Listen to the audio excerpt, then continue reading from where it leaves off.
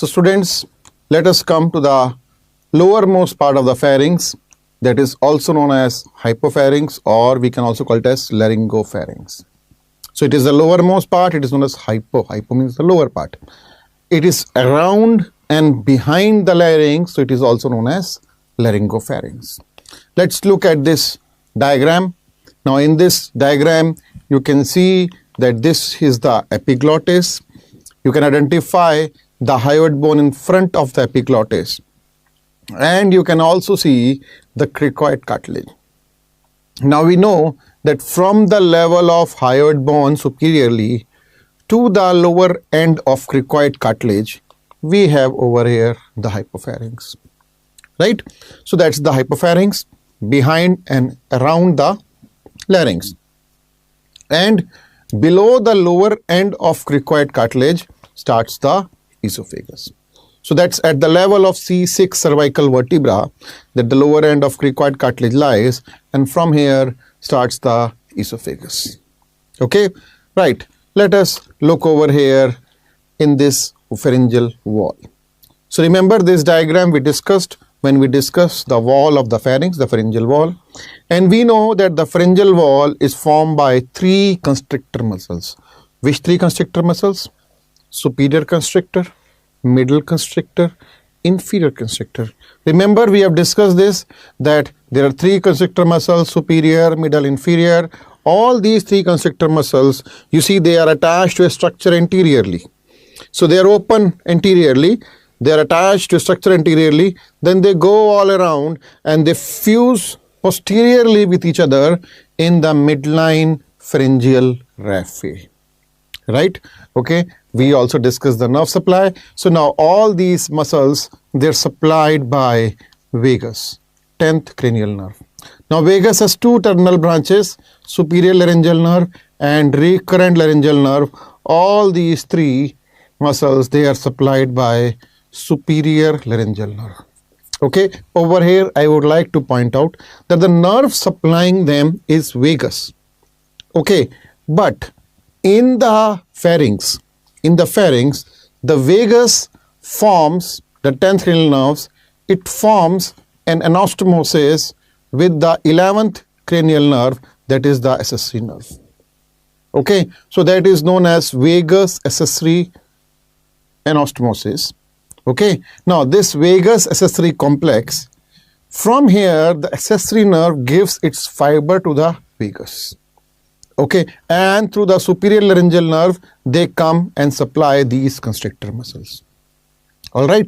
So if somebody asks you which nerve is supplying these constrictor muscles, answer is vagus. Okay. If it is asked which this vagus nerve which is supplying the constrictor muscle is carrying fibers of. So if this word is asked, so remember it is carrying the fibers of the 11th, the accessory nerve. Okay, now over here there is one thing different. You see the inferior constrictor muscle, it arises from two different cartilages. Which different cartilages? Thyroid cartilage, you can see over here, and we have the cricoid cartilage. So the inferior constrictor muscle is divided into two parts. Which two parts? We have the thyropharyngeus. So the part that arises from the thyroid cartilage is known as thyropharyngeus, and the part that arises from the cricoid cartilage, that is known as cricopharyngeus. Right? So we have thyropharyngeus and cricopharyngeus. Now remember, as I said, all these muscles are supplied by superior laryngeal nerve. That was true for all muscles, including inferior constrictor, except the cricopharyngeus.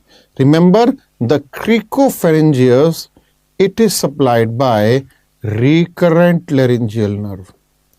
Okay, so it is out of this complex also, it is supplied by the recurrent laryngeal nerve, the cricopharyngeus muscle. Right? Okay. So all the remaining are supplied by superior except the cricopharyngeus. And yes, if you say all of them are supplied by the vagus, because both superior and recurrent, they are branches of vagus, 10th cranial nerve. Okay, right. Next, let's look over here in this diagram. Now what do you see in this diagram? You can see over here the thyropharynges. Now the thyropharynges, if you observe, when it is going to meet in the pharyngeal raphe, it has these oblique fibers. Right? Now when you see the cricopharynges, look at the cricopharynges. The cricopharynges, as you notice, has transverse fibers. So the cricopharynges has transverse fibers, whereas the thyropharynges has oblique fibers. Now because of this arrangement of fibers, there is a triangular gap created.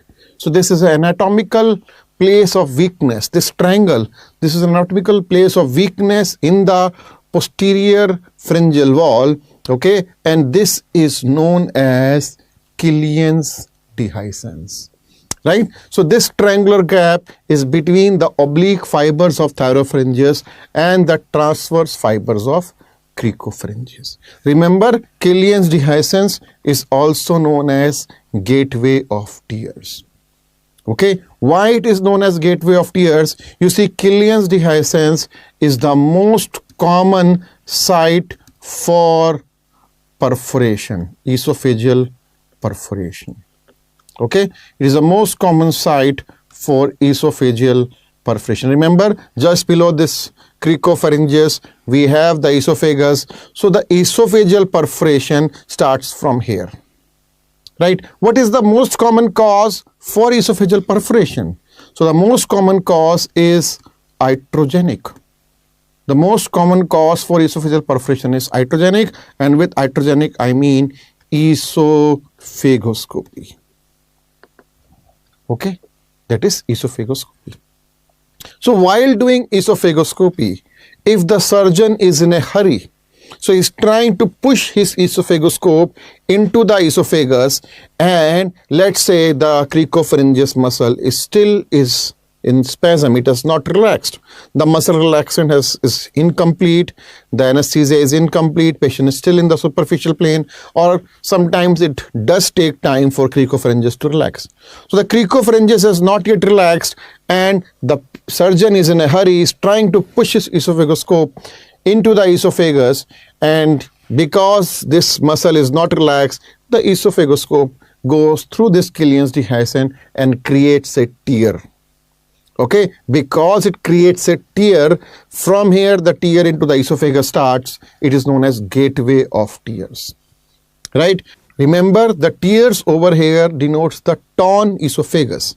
It does not mean the lacrimal tears, because this question is asked in the exam. Why I am highlighting this?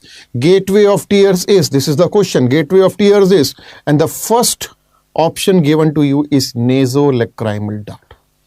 So remember, over here these tears does not mean the lacrimal tears. This tear over here means that the esophagus is torn and the tear starts at the Killian's dehiscence. Right? Okay.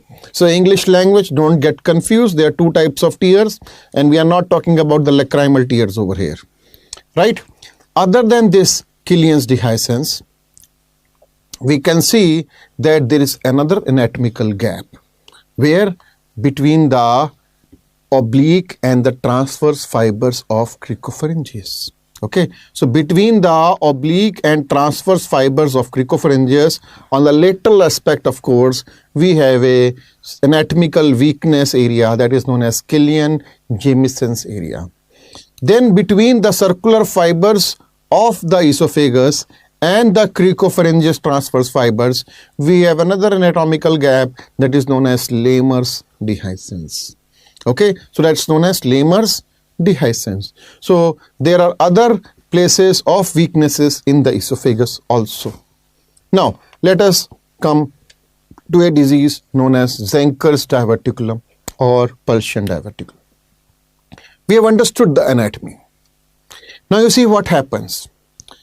When we eat, when we try to swallow the food that we have eaten, the thyropharyngeus contracts.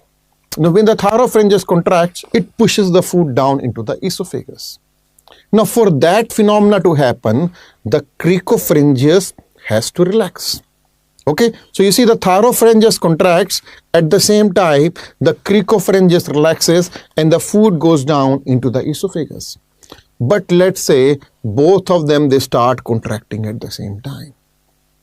Okay, both of them start contracting at the same time, or let's say the cricopharyngeus is in a chronic state of contraction. So what happens? The thyropharyngeus is contracting, trying to push the food down. The food, however, is not going into the esophagus. What will happen?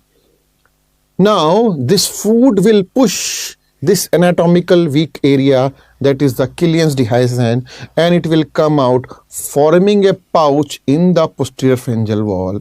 This pouch is known as Zenker's diverticulum or Pulcian diverticulum, or even known as hypopharyngeal pouch. Okay, so the hypopharyngeal pouch or the Zenker's diverticulum or Pulcian diverticulum is formed, most common location is Killian's dehiscence. So as you can see over here, the most common location is Killian's dehiscence. Right?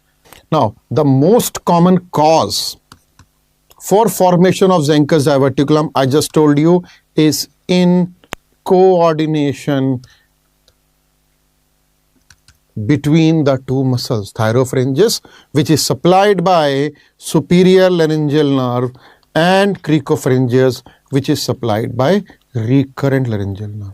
So ideally, thyropharyngeus contracts, cricopharyngeus relaxes. Now if they start contracting at the same time, or the cricopharyngeus does not relaxes at all, it is not coordinating with thyropharyngeus, so then in that scenario we will have a Zenker's or a Pulcian diverticulum. Right? Okay. Now remember, the Killian's dehiscence is the most common location for development of Zenker's diverticulum, but that's not the only location. That's the most common location, but that's not the only location. Okay. Why? We discussed there are three anatomical places of weakness. Number one, I told you, was Killian's dehiscence, most common. Other than that, we can also have a diverticulum at the lemur's dehiscence. Remember, between the transverse fibers of cricopharyngeus and the uppermost circular fibers of esophagus. Okay, so transverse fibers of cricopharyngeus and uppermost circular fibers of esophagus. So we have anatomical weakness known as lemur's dehiscence. Right? And we can also have the development at the lateral aspect. Remember, we have the Killian-Jamieson's triangle, and that is the place between the transverse and the oblique fibers of cricopharyngeus. So on the side, when they are coming from the cricoid, there are some transverse fibers and some oblique fibers. In between them, we have the Killian-Jamieson's triangle. So Zenker's diverticulum can arise from any of these three places. Most common location is Killian's dehiscence. Now on this, a question was recently asked in the exam. Pharyngeal pouch is located between. So we know the most common answer, the best answer is Killian's dehiscence, that is between thyropharyngeus and cricopharyngeus. Okay, unfortunately this option is not in the answer. You see, thyroid and cricoid is a wrong answer, superior and middle constrictor is a wrong answer, middle and inferior constrictor is also a wrong answer. Now, if Killian's dehiscence is not there, that is not in the option, what can we go for? We can go for the lemur's dehiscence. The lemur's dehiscence is between the cricopharyngeus, which is a part of inferior constrictor, and esophagus. So this option, among the given choices, this option is the best answer that we have. Okay, so this is our answer. We are considering that it may be arising from lemur's dehiscence, right? Okay, so that can be the answer to this question. The remaining three options are obviously absolutely wrong. Okay, now how will a patient of Zenker's diverticulum present? Now Zenker's diverticulum patients are generally male patients, and they are in the age group of 60 to 70 years age. The patient, you see, the food is not going into the esophagus. So what is happening? The patient is having dysphagia. He is not able to swallow the food. Patient has dysphagia. Okay, where is the food going? The food is going into the pouch. What will happen to this food? This food will undergo decomposition. So when it undergoes decomposition, it gives a foul smell. The foul smell comes from the mouth. So patient has halitosis. Okay, halitosis means foul smell coming from the mouth. So patient has halitosis, that is the foul smell because of decomposition of food. And number 3, the patient has, you see the food is there in the pouch. When the patient goes to sleep, what will happen? The muscles relax. Now the food comes out. So patient has regurgitation, very important. Okay, very, very important and typical sign, regurgitation of old eaten food. So old eaten food at night time. So when the patient goes to sleep, this food comes out.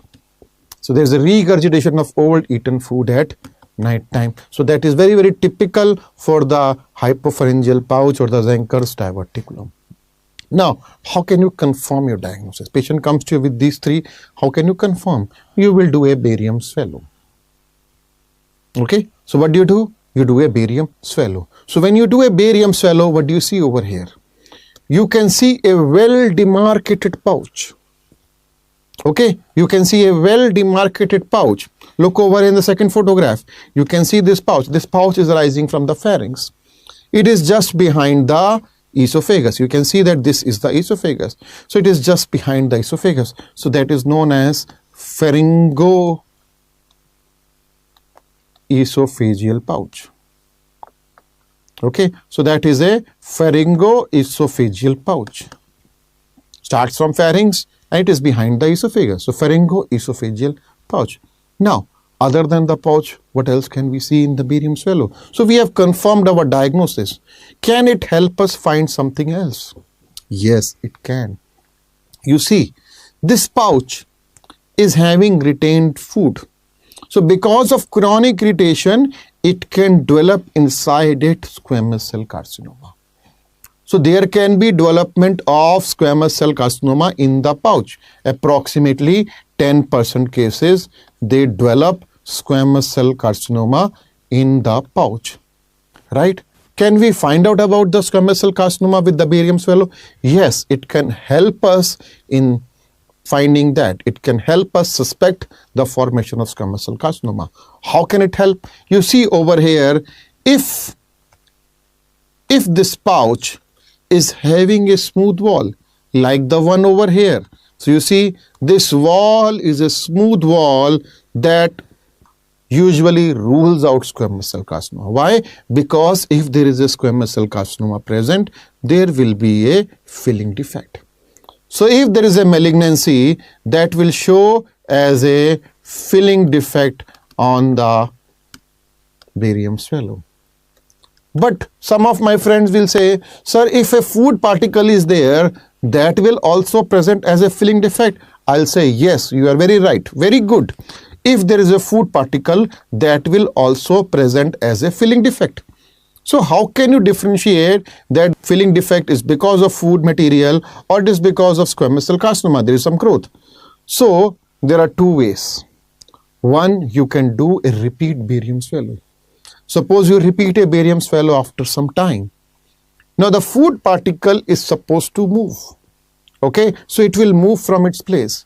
But if this filling defect is a constant, it's a permanent defect, now that will raise my suspicion for squamous cell carcinoma.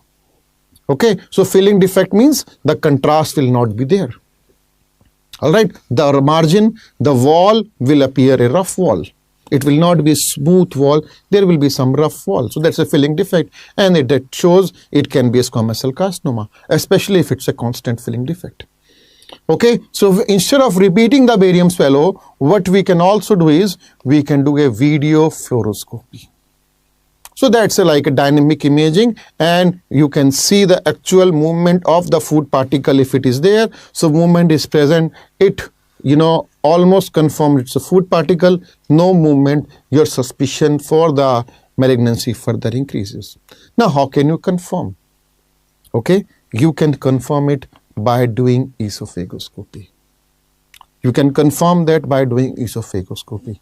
Now you see over here, I would like to point out to you that the esophagoscopy is contraindicated for Zenker's diverticulum. Let me explain my statement. Suppose you suspect a Zenker's diverticulum. You suspect a Zenker's diverticulum. You will not do esophagoscopy. Okay. Why? Because while doing esophagoscopy, you may enter into Zenker's diverticulum and you may puncture it. You may cause a perforation. So you will not do esophagoscopy to diagnose Zenker's diverticulum. What we do to diagnose Zenker's diverticulum? We do a barium swallow. Okay. Now let me say once again. Suppose you have a confirmed case of Zenker's diverticulum. So now you have done a barium swallow, you have done a video fluoroscopy, you have a confirmed case of Zenker's diverticulum, and you suspect a malignancy inside the Zenker's diverticulum. Okay, now what you have to do? Now you have to do esophagoscopy.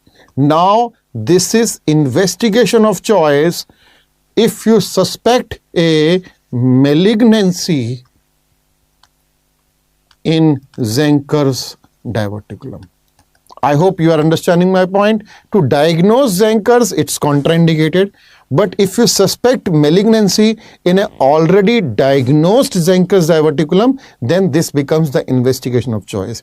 Why? Not only you can see the malignancy, but you can even take the biopsy of this malignancy while doing a esophagoscopy, and that's how it becomes the investigation of choice. Right? Okay. What is the treatment for Zenker's diverticulum? Now, for treatment, we have a lot of different options. What options do we have? Number one, I can go and excise the pouch. Okay. Now, this option is generally meant for a large pouch. Why? Why? Because you have to do a big neck surgery. You have to cut the neck. Then you have to separate all the muscles. Then you have to go, there are big vessels. There is IJV, ICA, there are cranial nerves, 9th, 10th, 11th, 12th nerves. You have to go all across them, the sympathetic chain. Then you reach near the pharynx. And then you have to take out the pouch. So it is going to be a big exercise. Right? So excision of pouch is done only when the pouch is very, very large. For smaller pouch, we would like to do something that is more conservative. Okay, so what conservative procedures can we do? What conservative procedures can we do? The conservative procedure that we can do is, we can do a cricopharyngeal myotomy. So what is this? You see, the cricopharyngeal muscle is in spasm. So you cut the muscle and you relax it. You release the spasm. Cricopharyngeal myotomy. Okay. Now generally this cricopharyngeal myotomy is done at the time of excising the pouch. Okay. It is also usually an external surgery. Sometimes you can also do endoscopically. But what about the pouch? Okay. So the most commonly done procedure that takes care of everything is the endoscopic procedure known as Dolman's operation. So what we do in Dolman's operation? You see, we have a pharyngoesophageal pouch. So what we do is, we go and we cut the intervening wall. The intervening wall between the pouch and the esophagus. So that is cut. And now this cavity is made a part of esophagus. So problem solved. Okay. You see, whatever goes into the pouch will automatically reach the esophagus. You have cut the intervening wall. So when you cut the wall, earlier we used to do endoscopic diathermy. So we used to seal this with the help of cautery, that is diathermy. Nowadays, instead of diathermy, we have something better. We do endoscopic stapling. Okay, so we do the stapling of the wall. Which wall? The intervening wall which we have cut. right? So that is known as Dolman's operation. Now remember over here, what is the principle of Dolman's operation? The principle is that you have to remove the intervening wall. Okay, now that is very, very important. You have to remove the intervening wall between the pouch and the esophagus. So that you can do with diathermy or you can do with stapling. Okay, if it is a very, very small pouch, I can just go and staple the mouth of the pouch. I can staple the Killian's dehiscence. Now that will not be known as Dolman's operation. That may be endoscopic stapling of the mouth of the pouch of the Killian's dehiscence, but that is not Dolman's. Dolman's is when you remove the intervening wall, you can use the staple for that. Okay, so that is Dolman's operation. And we had a question in the NEET PG January 2019. Dolman's surgery in Zenker's diverticulum. Endoscopic stapling of the septum. You see, of the septum, that appears as a correct answer. Let's look at the other option. Endoscopic suturing of the pouch, that is not Dolman's operation. Resection of pouch is also not Dolman's.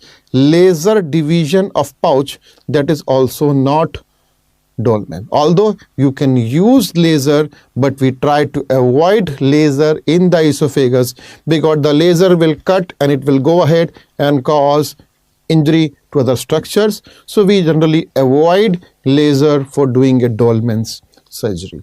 Okay, so it is endoscopic stapling of the septum. Anyways, over here the word used is pouch, so that is wrong. If they would have used laser cutting of the septum, we would have still accepted that as Dolman, but over here septum is considered only for one choice, that is the answer, right? So our answer is endoscopic stapling of septum. Okay, now before we finish the topic of the Zenker's diverticulum, let us look at the Zenker's diverticulum and the epiphrenic diverticulum. So remember, very easy, the Zenker's diverticulum, it arises at the start of the esophagus. Okay, at the start of the esophagus, upper part, whereas the epiphrenic diverticulum, it starts before the gastroesophageal junction. So that is lower down in the lower 1/3 of the esophagus. So clear, you can differentiate between Zenker and epiphrenic diverticulum. No confusion over here. Let's look at this diverticulum. Now this is a traction diverticulum. The best example for a traction diverticulum of the esophagus is, let's say there is a mediastinal lymph node. Okay, and this mediastinal lymph node gets inflamed because of some disease, or let's say tuberculosis, and afterwards it undergoes fibrosis. So because of the inflammation, it gets adhered to the esophagus and then it pulls the esophagus while undergoing fibrosis. So the esophagus goes forward and forms a traction diverticulum. Okay, so this is a traction diverticulum. Something has pulled the esophagus forward. Okay, now look at this diagram. When there is a traction diverticulum, when something has pulled the esophagus from outside, this pulls all the layers of the esophagus. Okay, so this is a true diverticulum. It has all the layers. So the traction diverticulum is a true diverticulum. You can see all the layers of the esophagus are there. However, the Zenker's diverticulum we discussed, it goes between the layers of cricopharyngeus and thyropharyngeus. So it does not have the muscle in it. It is a pseudo diverticulum. Okay, so Zenker's diverticulum is a pseudo diverticulum. All right, the traction diverticulum that I have shown you here is the true diverticulum. Right? Okay, now that was the wall of the hypopharynx. Let us go inside the hypopharynx. Okay, so this is the diagram of pharynx. We are looking at a posterior view. We are looking at the pharynx from behind.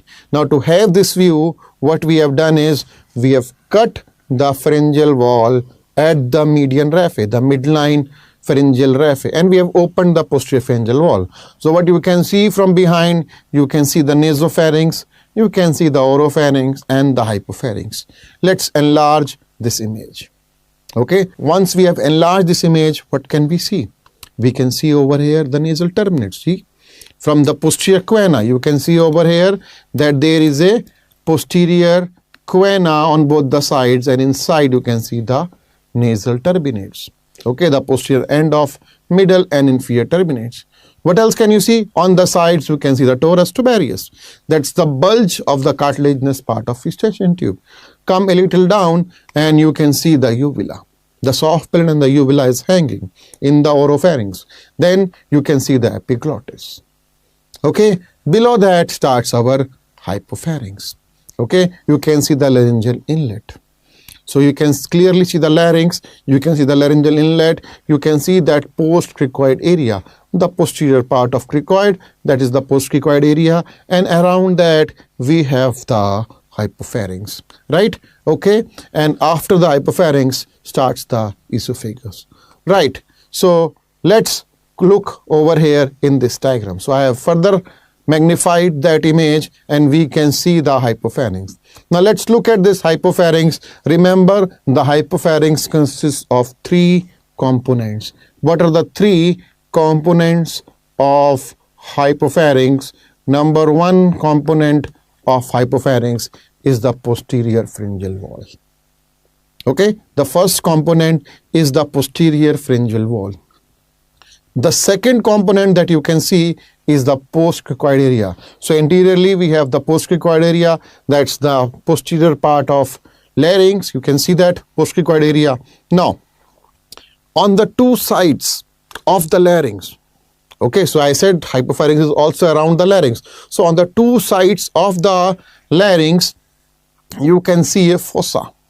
This fossa is known as pyriform fossa. So that's the third component of hypopharynx, the pyriform fossa. Look in the pyriform fossa carefully. You can see over here a nerve crossing, that is your internal laryngeal nerve. So remember, this internal laryngeal nerve goes through the pyriform fossa into the larynx. Okay, so it supplies the supraglottis, it supplies the sensory supply to supraglottis, okay, and this is going through the pyriform fossa. Okay, so you have to anesthetize this. You can put a cotton pledget mixed with xylocaine over here and that will anesthetize this internal laryngeal nerve. Okay, so that is the pyriform fossa. Remember, pyriform fossa is a space and it is notorious among the smugglers. They sometimes try to hide diamonds in this pyriform fossa. Okay, and this is the place where the food may be struck or the saliva may be struck if there is obstruction in the post-cricoid area or in the esophagus, right? So these are the three components of the hypopharynx: posterior pharyngeal wall, post-cricoid area and pyriform fossa. Now, among these areas, the post-cricoid area,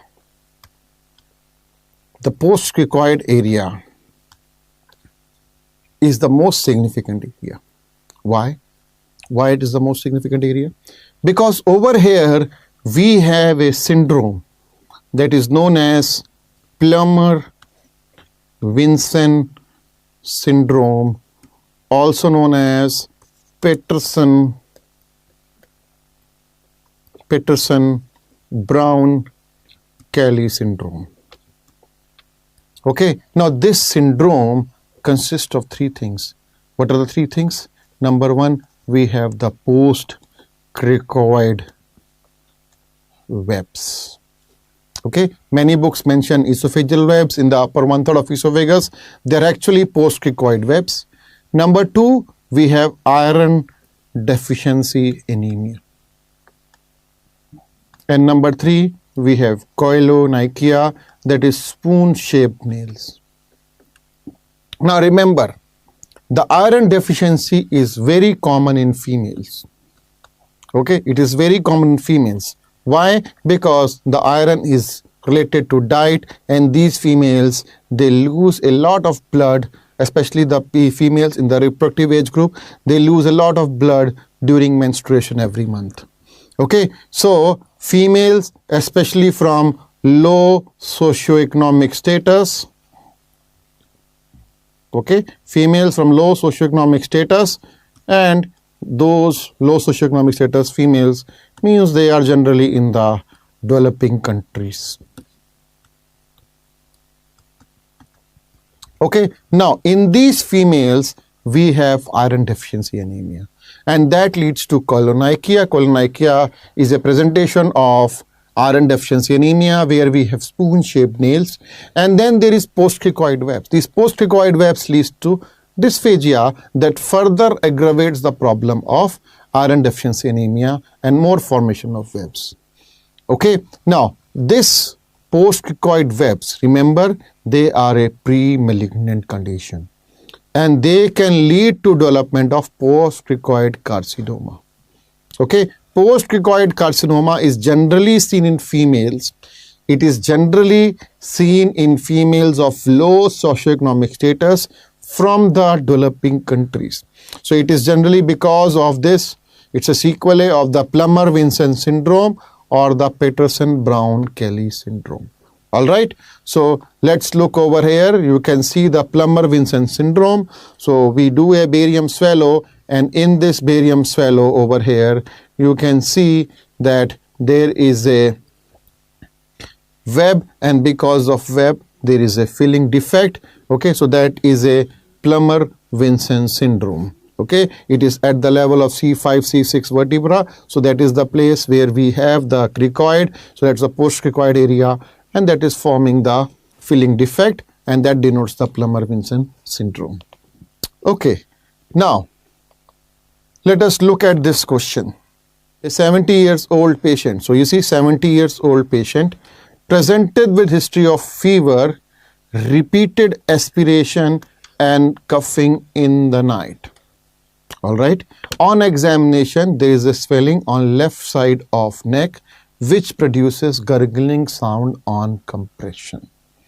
Okay, following is the barium swallow study of the patient. What is the most likely diagnosis? So what do you see? You see what do you see in the barium swallow? You see a pouch. This pouch is arising from the pharynx. It is behind the esophagus. It's a pharyngoesophageal pouch. And what is that pharyngoesophageal pouch? It is a case of Zenker's diverticulum. Right? Now, because there is food over here, when the patient goes to sleep in the night time, the food regurgitates back. And that presents as coughing in the night time. It irritates patient coughing. Okay, the food gets aspirated. So patient has repeated aspirations. And this repeated aspiration is also causing fever. Right? You can see that there is a swelling on the left side of the neck, which produces gurgling sound on compression. Remember that this pouch, you can press it. So when you press it, the food material in it will go out with a gurgling sound, and that gurgling sound is known as Boyce sign. Okay, so in the Zenker's diverticulum, we have a sign known as Boyce sign produced by the escape of food liquid materials. So that's a gurgling sound produced by the escape of food materials on compression. So this will be seen only when the pouch is big enough so that you can press it from outside. Right? Laryngocele we will discuss. You see the laryngocele we will discuss in the larynx. It has a totally different presentation. The Plummer-Vinson syndrome will not have a pouch, rather it will have a filling defect as I just showed you in the previous X-ray. Okay, now the dysphagia lusoria. So let's talk about dysphagia lusoria. Now dysphagia lusoria is a congenital condition. Now what happens during development of the aortic arches? Let's say the proximal part of fourth arch disappears instead of the distal part. Now as a result of that, the right subclavian artery, so I'm talking about the right side, so let's say the right fourth arch, instead of the proximal part, normal the proximal part remains, the distal part disappears. Now let's say the proximal part disappears. Okay, now what happens? the right subclavian artery. Okay, this right subclavian artery, it will arise from the arch of aorta. Okay, so you see that this is the arch of aorta in this diagram. You can see the esophagus and the trachea, right? And you can see the aberrant right subclavian artery. Now this aberrant right subclavian artery is rising from the arch of aorta. Okay, and now this artery takes a turn. It goes behind the esophagus, okay, to the right side. So you can see this aberrant right subclavian artery, and then it will press the esophagus. So that will cause dysphagia. This is known as dysphagia lusoria. How can you confirm this? You can again confirm this by doing a barium swallow. So when you do a barium swallow, you will see the compression of the esophagus, okay, in the thorax. So this will be at the level of the thorax where the arch of aorta is there. The right subclavian artery will be crossing the esophagus. Okay, so that is dysphagia lusoria. It's a congenital condition. Next, we come to the carcinoma of the hypopharynx, CA hypopharynx. Now, CA hypopharynx, most common 60 to 70% arises from the pyriform fossa or the pyriform sinus, right? So that is the most common location for the formation of CA hypopharynx. Other than that, around 30 to 40% cases can arise from post-cricoid area. So post-cricoid area, as we discussed, is generally a sequelae of Plummer-Vinson syndrome. Okay, it rarely arises from the posterior pharyngeal wall. Now, how will it present? CA hypopharynx, how will it present? It presents with dysphagia.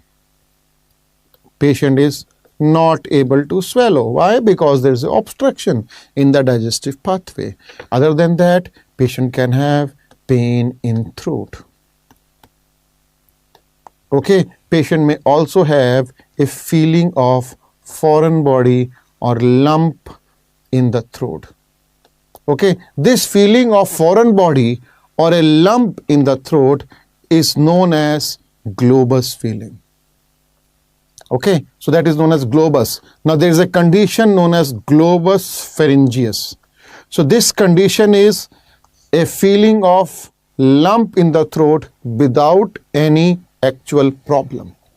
Okay, so that's known as globus pharyngeus. Now, otherwise patient can have a feeling of a lump in the throat in CA hypopharynx. So that's a known cause. When there is no organic cause, then we call it as globus pharyngeus. Okay, now what will you find on examination in CA hypopharynx?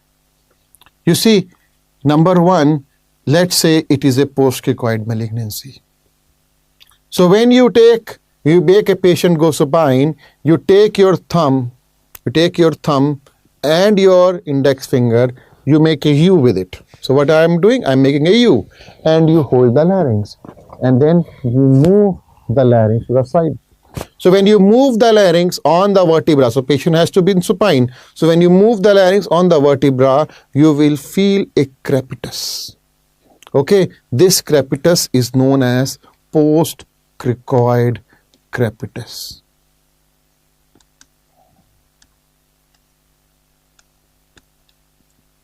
Okay, it is also known as Muir's crackle. Now, that is normally present. The post-cricoid crepitus or the Muir's crackle is normally present. Now, what happens if there is a post-cricoid malignancy? Now, if there is a post-cricoid malignancy, this post-cricoid crepitus will be absent. So, Muir's crackle will be absent.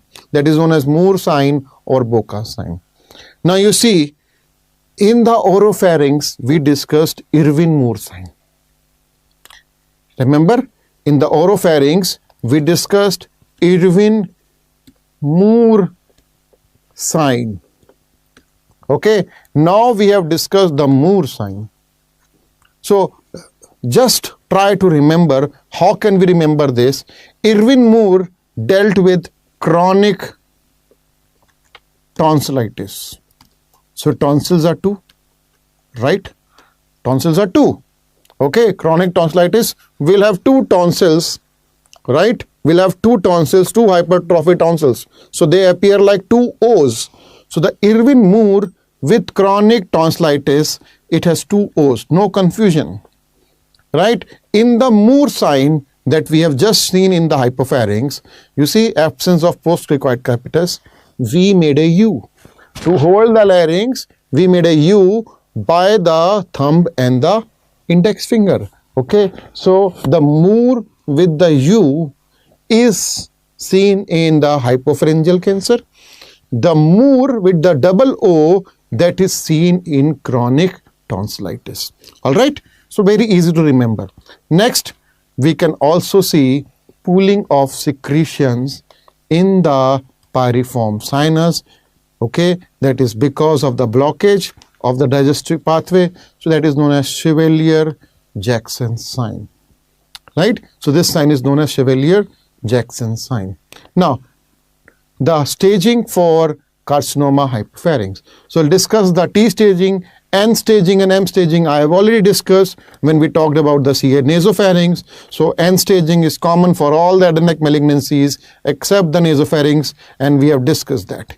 Okay, let us come to the T staging for CA hypopharynx. Okay, now the CA hypopharynx T staging, T1. What is T1? T1 means that the malignancy involves only one subsite of hypopharynx. Okay, so it can involve, there are three components, remember, there are three components. What are the three components? The three components are posterior pharyngeal wall, postcricoid area, and pyriform sinus. So any of these three components, one component, any one of these three components, all right, that is T1. Also the T1, the size should be less than 2 centimeters. Okay, now T2, you can say 2 to 4 centimeter. Okay, it involves more than one site. It involves more than one site. It may even involve larynx. Remember, the pyriform sinus, it may go to the larynx, but it should not affect the vocal fold mobility. Okay, if the vocal fold mobility is gone, then it is T3. Okay, so if the vocal fold mobility is gone, okay, this becomes fixed. The vocal folds, they become fixed, it is T3. Or T3 is more than 4 centimeter in size, or it goes and involves the esophagus. Okay, any of these is considered as T3. Right? T4. T4 you can divide into T4A and T4B. So very easy to remember T4A and T4B. Okay, T4A and T4B. Remember, T4, it goes into the neck.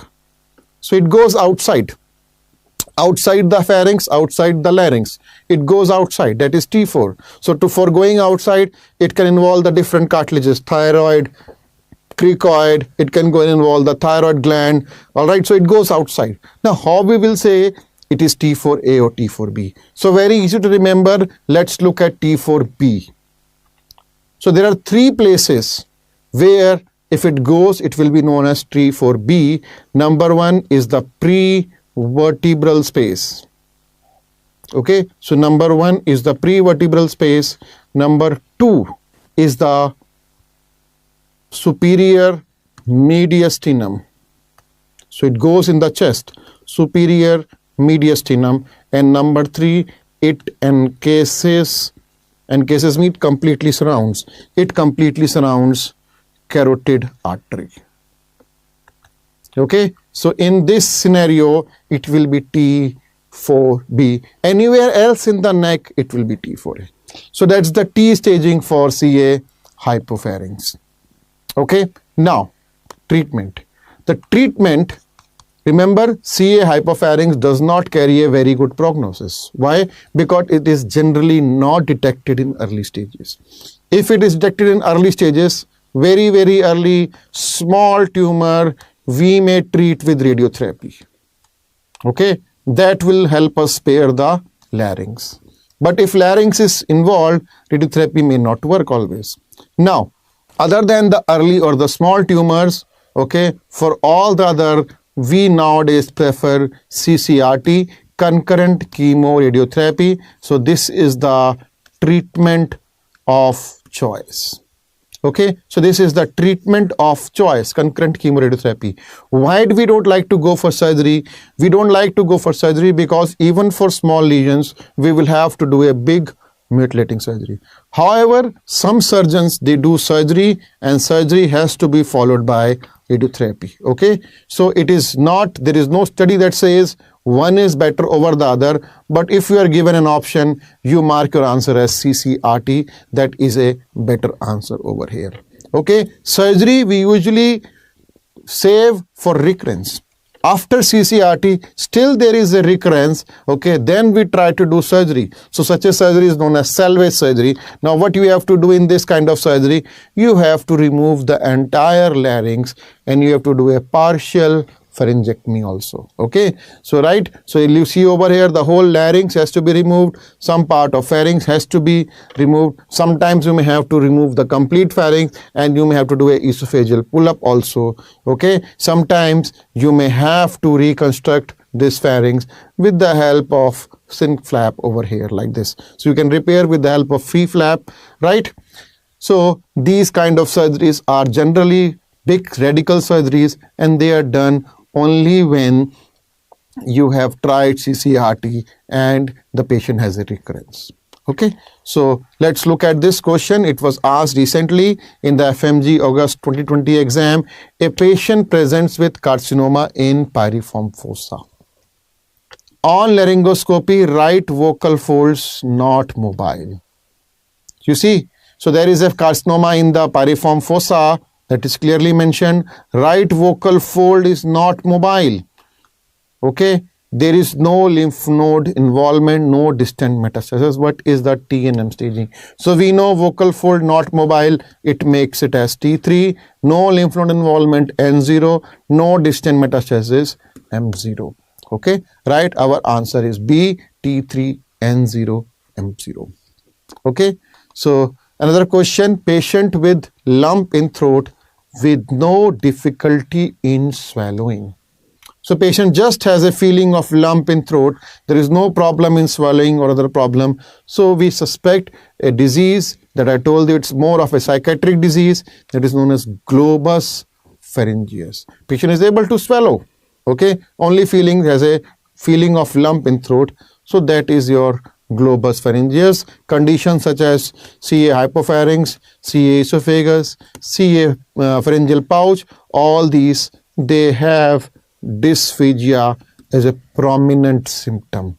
Okay, only place where there will be no difficulty in swallowing, that is globus pharyngeus. Okay, right. So that was our hypopharynx.